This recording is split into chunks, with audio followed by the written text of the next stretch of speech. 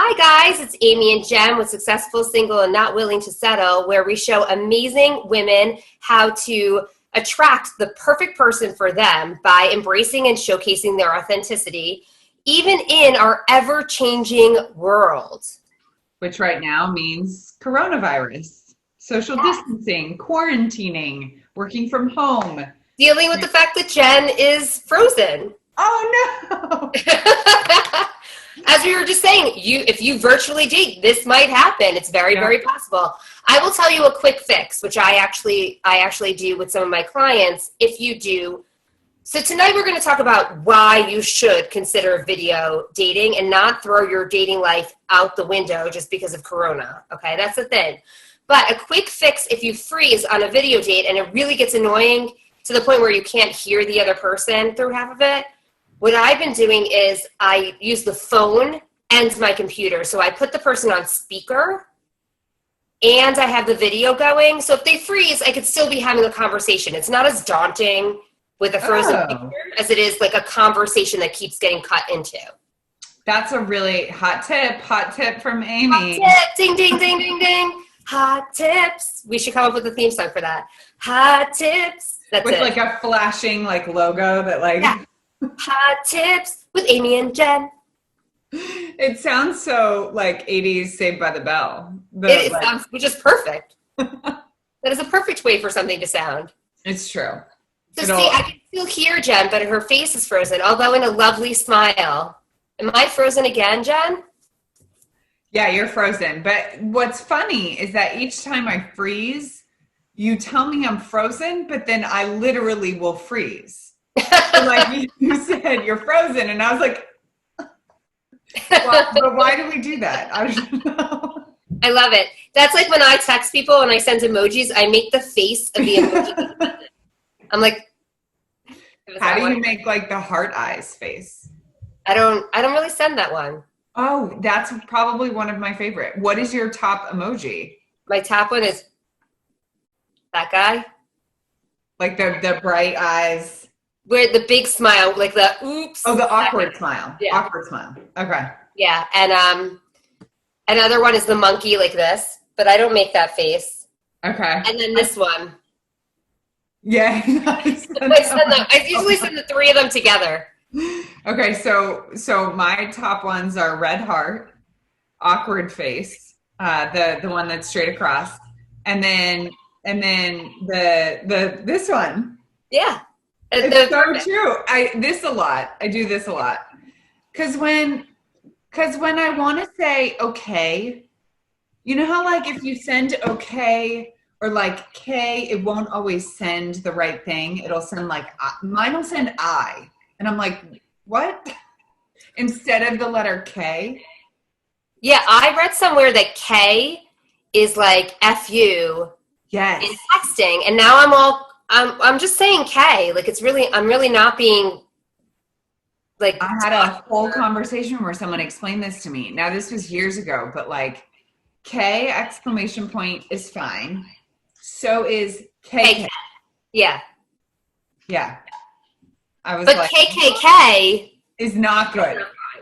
Not fine. You heard it here first. Hot tips with Amy and Jen.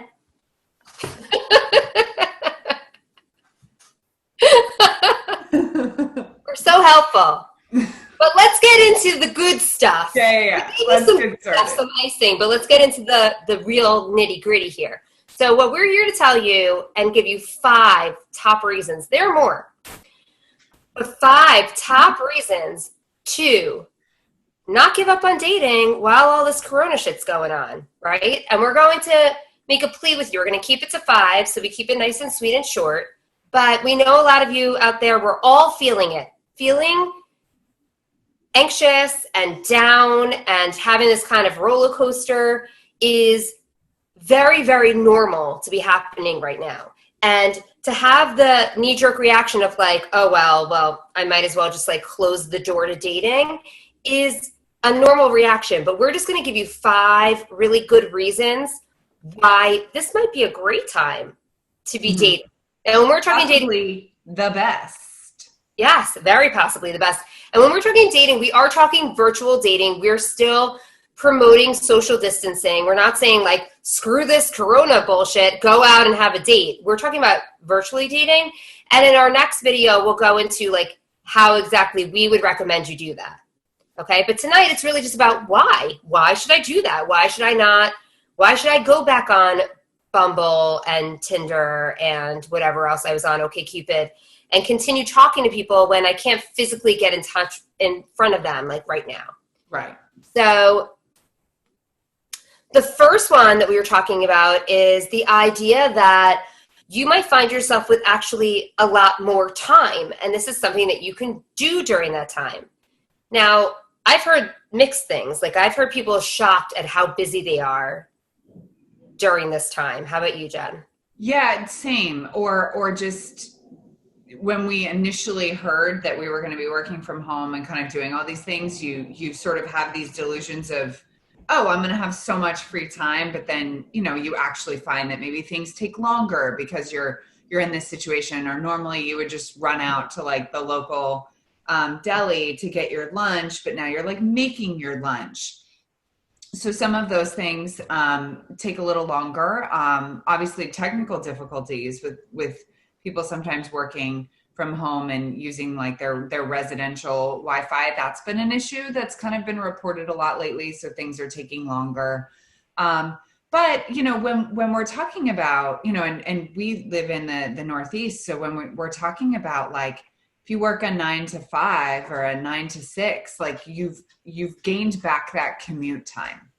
So you're not necessarily driving home or riding the subway or taking the train. So that does buy you back some more time. And I find that like my lunch hour looks different now because I'm not, necessarily with a bunch of other people, maybe trying to rush out to the same places or like in a work break room or whatever. Like it's my time. So that would be another area or a pocket of time where you can kind of buy things back. And then our social calendars are pretty empty. So that's often the time that we're getting back. And even if you initially had work and then had a date after, you would have to commute from work to the date. So that time, right, of getting you from point A to point B is time spent. But you can literally be like, bye work, click, hi date. Like there's no time in between that's needed really to switch from one thing to another. Or even if you have like plans with friends, you can literally do half-hour date, click, then you're out with your friends. And you didn't have to like venture anywhere, right? To do that. The whole idea of transporting ourselves has been taken out of the equation. And true with everything, scientifically proven that whatever space we have, we tend to fill it up with something, right? So that's why we're feeling like, wait a second, I thought I was going to have all this time, but I don't really have all this time. The truth is that there is more time to move things around, and still you can do, I know there's a lot of fear depending on what your job is, that you have to put in more time because will it be here and that kind of thing. Totally understandable. So we're not saying like, oh, everybody's sitting on their ass and has so much time. But what we're saying is that this is much more doable in a really busy life than it was before, when you had to physically be somewhere for a certain amount of time. And I think depending on your job, like I'm thinking of a friend of mine who's she works in the interior design world, where most of her weeknights were entertaining clients. So taking them out for drinks or dinner, or, like schmoozing with them at some event. And all of that time for her has been bought back. So if you have a job that kind of functions like that you're expected to make these like evening sort of events, you've regained that time back, which now you could devote to another sort of activity that kind of possibly feeds into that part of your personality that you love about your job, going out, talking to clients, that now you're just shifting it into your personal life. And I think that shifts us really nicely into number 2, which is the efficiency. So there's a little bit, when you're virtually dating, you could be much more efficient with dating multiple people, at one time. So maybe you work really, really hard, really long hours, Monday through Thursday or whatever it is, but that you have this like pocket of time on a Friday. You could schedule 3 half-hour or 3 45-minute dates, one right after the other. You don't have to say I have another date after you, but they could be like, hanging out for a little bit and then switching off, and then you're on another date. I mean, that's really efficient as well. And if you're a one-date girl, like I only date one person at a time, then that's a whole other conversation that you need to have with us. Because we should do a video on that. Like why you shouldn't just be, if you're dating, why you shouldn't just limit yourself to one person. Yeah, absolutely. And that will be a different video. So we're going to make a note now. But on the side, unless you are at the point where you're both committed to being with each other, we advocate for and coach towards keeping that door open. And there's so many psychological reasons behind why it's important to do that. So this way, like if you were talking to some people beforehand, or if you were like, I had no time to date, and now you're like, well, maybe I do have time to date, but I can't go anywhere for dating, you can be really efficient with the way that you date. And that also goes for, I was going to bleed into number 3. No, let's stay on number 2 for a second, because there's a couple things I want to talk about with this. So first off, I think there's probably some anxiety that people feel about virtual dating, about like hopping on to a Zoom or doing a FaceTime with or a Google Meet or whatever with a potential like dating partner. But I think that this is actually kind of ideal because you could limit it to 20 minutes, to 30 minutes. I think, Amy, you said 45 minutes. And frankly, that's going to be plenty of time. Because, anytime it's the first date, and especially when it's not in person and you're not like ordering a dinner and there's menu stuff to like go through and whatever, it sort of shrinks the actual conversation. So you spend the 30 minutes getting to know each other, and then you have an exit strategy. So that's something that we're big on, that you kind of say like, hey, my schedule is packed tomorrow, but I'd love to do a Zoom from like 8 to 8:30 if you're free. And you have to explain why, but you just give him that pocket of time in which you're free. If he asks like, oh, what are you doing at 8:30? You can be like, oh, I have a happy hour scheduled with my friends, a virtual happy hour, or my mom calls me every Tuesday night, or whatever. Whatever kind of feels authentic for you, but that way you're not locked into like a 3-hour date. Right. And if they're 30 minutes, that allows you to do a few in one night. Yeah. And that also,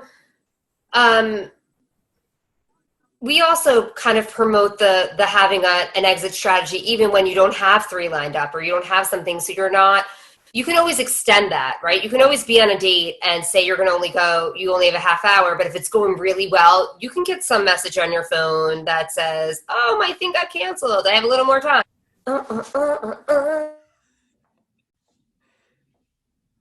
In vogue, strike a pose. You hear me? Okay. And what I also wanted to point out was that we're promoting video dating because of the situation that we're in. But when this changes, we would never use a video date to substitute an in-person date. Correct. Right? There's just so many more things that make it more real, where you could read more of what's going on than being on video. When I'm talking about efficiency, number 3 is having a reason to put a bra on once in a while is important. Now, first of all, I just want to swing back to efficiency. We're not saying that while you're in your home that you need to get up and put a bra on every single day. Like, I have been. I think I have at some point in the day put a bra on. I've also gone for a large portion of my day without one on. I feel more productive. Yeah, yes. And we're going to talk about the psychology behind why putting a bra on is important. But even so, the bra is really a metaphor for like putting some makeup on, like making your hair look a little bit better. Maybe put a shirt on that's not a pajama shirt, right? So you could put a bra on and still be in PJs. But making yourself look nice is important because psychologically it lets us think like it gives us purpose. It gives us we're doing something. We need to look a certain way. And a lot of people who work from their home normally, like entrepreneurs who work from their home, will say the same thing, that when they get up and dress for work, they're just way more efficient. So this is huge from a style perspective. This is like how I coach, that whatever you're doing externally impacts you internally. So, and like I said, I've been wearing a bra every day because I'm more productive. I feel more capable of whatever it is that I'm doing. I would never go to my job not wearing a bra. So it feels like if I'm going to sit down and do my job, I'm going to wear a bra. I should also say I would never go on a date without a bra. I know that some outfits are better without a bra. And if that is, what you're wearing, then so be it. But we're more speaking in terms of the sort of psychological effect. Right, and the metaphor of the bra. So it may not be actually a bra, but like showering. Right. Hair, makeup. Yeah, like how even if it's a 5-minute face or a little something that just makes you feel more like, oh, I'm here to actually conquer the day. So like I'm wearing my 5-minute face. This is not the full thing of makeup, and frankly that's because I'm very worried that I might not be able to order makeup soon. You might run out. I'm conserving it during this time where it's so easy to slide into or slide past, where it's like kind of nice to just be cozy and inside and not have to take the time that we do as women, getting ready every freaking day, doing what we do to our hair, doing what we have to do with makeup, having to do that once in a while because like on a Friday you set up 3 dates in a row, right?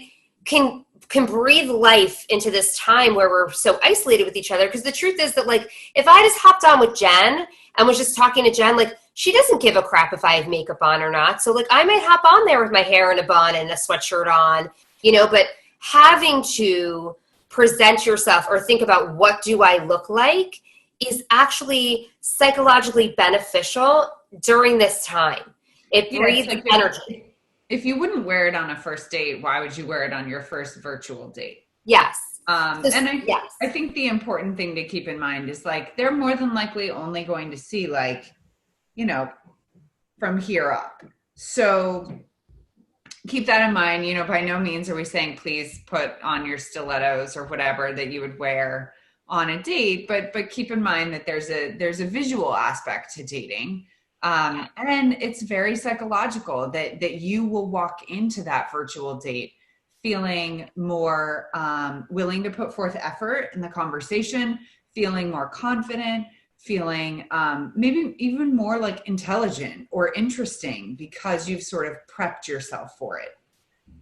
And it's normal to feel like a little like vulnerable, that if you're going to get ready in a setting like this, because there are no norms, right? If you went out to a bar to meet a guy for the first time and you showed up in pajamas with your hair in a bun, there are social standards of what would make that, certainly telling a little bit about you. It'd be sending a message, whether it's telling the thing you wanted to tell about you and it's accurate or not. You would be sending a message. Mm-hmm. But when we're dating someone from our home during this time, no one set a social norm for this yet. But what we know is that however you show up is going to be sending a message. So if you show up with, like in your pajamas, then you're sending a message, whether or not it's the one that you want to be sending and you're okay with that or not. But also having a reason to get a little bit like dressed up. We're saying that separate from the date itself is actually really beneficial for you. It's something beneficial. So if you're somebody who has a job where now you are completely remote and you don't ever have to come on these video calls or these video chats, and you really could like not shower or brush your hair or do anything for like 10 days on end, and no one would know the difference, right? Having a reason to get yourself looking a certain way is actually beneficial to you. So even if dating isn't the reason that you finding a reason to get dressed up or to put a little makeup on or just feel more like you're going to go out into the world is actually really important for you. Mm-hmm. My husband and I have been dressing relatively up for work every day. I've been doing my hair and my makeup every day, even if no one is going to see me. Yeah. Because it just makes me feel ready to work. Yeah. And I'm not doing it every day. So there are certainly days where I'm like, nope. And I was like that. I've been working not primarily, but 50-50 from home prior to this, right? Mm-hmm. So there are days where they're my pajama days and I'm super productive, even though I'm in my pajamas. But I know from a mental health standpoint that I start to go and dip into something that I don't want. You know, I don't as freely feel like, oh, I'm going to go on a walk or I'm going to go do some exercise or whatever. If I haven't actually gotten up, and those things are all really important for me to stay, to check in with my wellness and to stay well. And I have to be really careful about that during this time that I'm doing that. So having a reason to, get dressed is important for me, even if I don't do it every day. Even if some days I'm like, pajama day, I'm not going to do anything today. Yeah. And you can still do that. If let's say you schedule like 3 virtual dates in a week, you could schedule them all in one day, as you said. Yes. So that way, you do have one day where you're having to make that effort. Yeah. So that goes with the efficiency. So we're not saying every day you have to get up, but notice the benefits of it and, scheduling it in. So you have to, get yourself to look a certain way once in a while. You'll feel the benefits of it. Not before. You might be resisting it before, but afterwards, I promise you'll feel better. Let's go to number 4 actually is still in that like mental health wellness vein.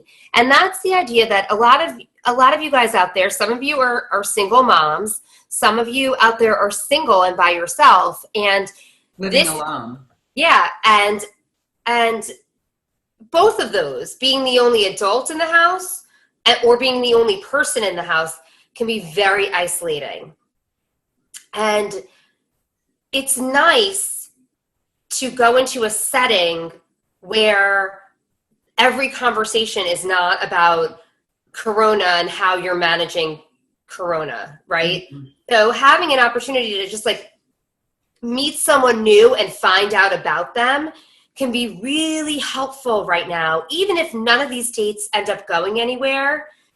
Just to like connect with a new person and hear their story and find out about their background can be really, really helpful emotionally, because when we get online with our girlfriends, a lot of us like know each other so well that we jump right into back in, to like whatever the relationship is. Right. Or like commiserating over the situation right now, right? So there's something to be said for being able to connect with somebody in a new way who you don't really know, where you can really get out of yourself and find out about him and ask questions and then be asked questions about you, where the whole conversation is not about this, this situation that we're in. That can be really relieving. So regardless, again, of where this ends up going, it can be really therapeutic to just have to like go and get out of yourself and meet somebody new and find out about them during this time.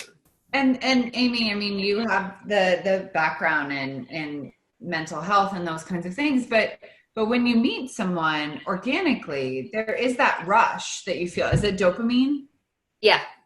So like the potential to have that sitting at home feeling isolated with the question of like, when do I get to go back out into the real world, the way all of us are asking, you can still achieve that dopamine rush by just meeting someone virtually because they're brand new. You know, and we often say to our clients, dating is a way for you to try yourself on with other people and then meet new people and just kind of get like that feedback loop of like telling them a story and having them laugh at it, or, you know, explaining something to them, and their empathetic return is, I mean, it's human connection. And that's the one thing we need more than anything right now. Even if these dates turn into nothing, like they don't end up being like the person who you end up with, or say you like plan a date and it's like a really crappy date. Jenna